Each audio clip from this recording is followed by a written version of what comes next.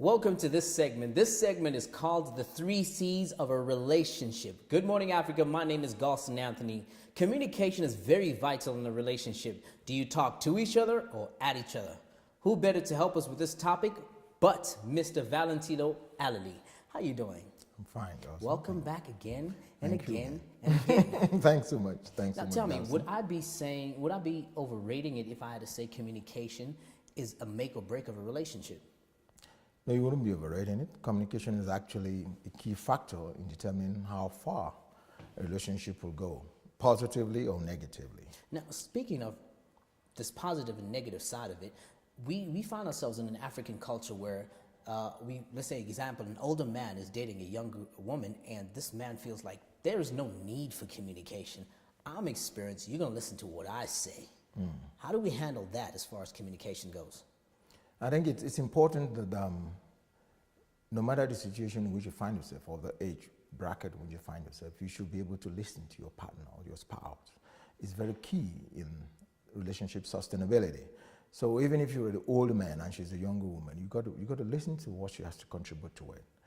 Like I said, we're an African. Part of the problem why these relationships are breaking down, even among the older ones, is the fact that you do not create opportunity for your spouse to talk to you. So they're basically used to getting spoken at. This is the female Yeah, factors. Instead of being spoken with you. Or to yes. you. Most times it's, you tell them what you want. We've grown up with this concept that it's a man's world. Yeah. And we do. Though I like that saying. Yeah, we do. We do what we want, and we think that we have to tell the female what they want to hear. The mistake we make actually is that we forget that, God has designed the female with special qualities and special qualities that make them very distinct people to complement us. Right. And therefore, they have a lot of things they contribute to, one of which is the grounding factor. The female is the grounding factor of all of humanity.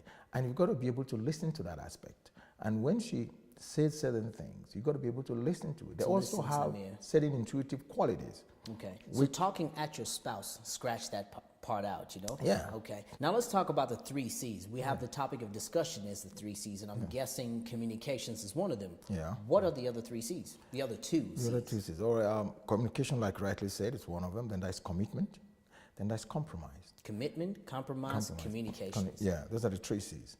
And in every relationship, these are key factors that account for sustainability. So you must be able to, first of all, communicate with your partner. That is, you talk with them, not at them. And you must also be able to listen. Quite often we hear what people say, but we don't listen. Yeah. And because we already have a preconceived notion of what we want. And this is a common factor amongst us men. We've already feel that this is the way we want it. I'm the boss of the house. So when you're talking, I'm not listening to what you're saying because I already have the concept of what I want to tell. Of how it should be done. How it should be done. So listen to your spouse. We take that one. Yeah, you must All right. listen. Now, speaking of listening and communicating, now I want to put a few scenarios to you. And the first one is if a woman is married to another man and she has a child with him in a different relationship, how do you handle that? Because you may find yourself in that situation where the man refuses for the woman to see that other man. How do we deal with that? It's a very complex situation, and I found myself having to deal with 1 or 2 questions like that where I had to actually talk to people. It's quite intricate because you have the guy who's married to someone and has a family, and he's knocked up another lady and has a child with her, and of course.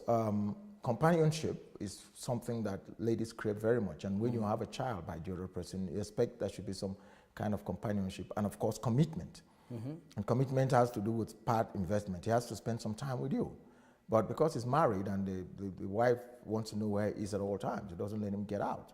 And if unfortunately for you, the wife knows that he has a child outside, so it becomes a bilateral problem. A problem, yeah. But then what if that woman still finds himself in a command relationship where the man is just too commanding and she has advice or maybe a suggestion and he decides, look, I'm not going to listen to it. How does she deal with that? The way she deals with that is to find a way to get to him, make him listen. There's so many ways, women have this capacity to think in parallels. All right. It's a divine gift, while the male thinks linearly. Okay. So Now because explain that to me, the parallel and the linear yeah, thinking. you see, the lineal phase of thought is that the average man thinks that I give an example that Tuesday must follow a Monday, and Wednesday must follow a Tuesday. Right. That there must be one before two, and all that. That's a man's thinking. That's a man's the thinking. man's thinking, Yeah, right? and that's why you see a male can focus on an Only object, one thing at a one time. thing at a time. I and thought that was normal. no, that you see, that's the way we're designed. Uh-huh. That's the way the male is designed. Okay, And to complement that, God now created the female with the capacity to think in parallels. Okay. And the reason why the woman has the capacity to think in parallels is because she brings forth another soul. So she has the gift to think for herself and to think for the baby. Even while the baby was in the stomach, and when the baby grows, you'll be able to listen and understand what the baby is mumbling and all that. So that gives her the capacity to think in parallels. And this also gives her the capacity to multitask. That's why women I can was multitask. about to ask. I'm saying that Yeah. you're supporting the fact that Yeah. women can multitask. They can multitask. It's a natural phenomenon. It comes naturally to them. And so the female can play various roles.